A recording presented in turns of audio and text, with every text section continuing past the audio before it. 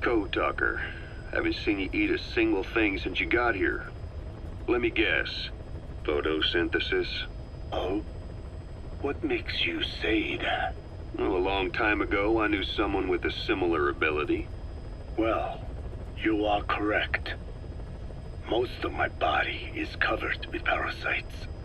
I supply them with water, and in return, I receive sugars they produce when exposed to light. It isn't just my skin either. The parasites also act as my eyes. They have replaced many of my internal organs as well. It is thanks to them that I live on after over a century. How did you obtain them anyway? Through your research? I would like to say as much, but there is more to it than that. Let me take you back 20 years. I had hit a dead end with my parasite research. Then I was approached by a foundation. They said they had a sample of an unusual strain of parasite. Which foundation? Apparently, they had links to ARPA. But that is all I learned. I was somewhat ignorant of the ways of the world. Just being able to study it was enough for me. Yeah, I've heard that before. Go on. Half in doubt, I visited them to discover the body of an old man. Well, to be precise, his partial remains. A collection of parts, you could say.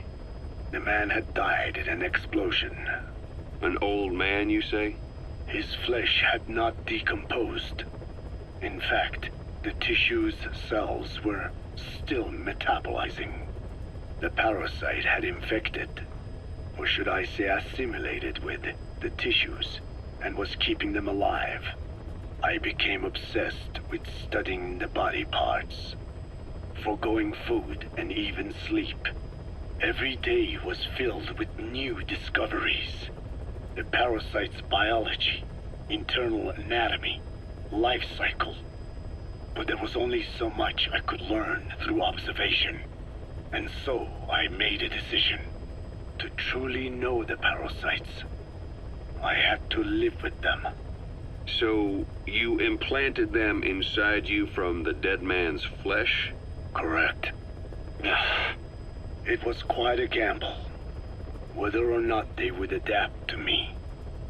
But fortunately, it appears I was compatible with them. Or perhaps, through my many years of research, my immune system learned to tolerate them.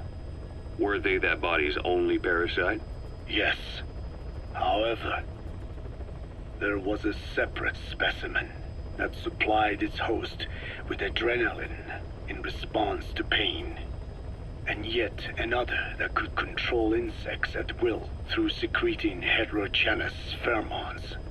I wanted exposure to them, to take them into me, but my wishes were denied. Their records, though, provided clues that helped advance my research. Would you care to join me? A life spent never worrying about food is a most wonderful one. I think I'll pass. But thanks. This has been helpful.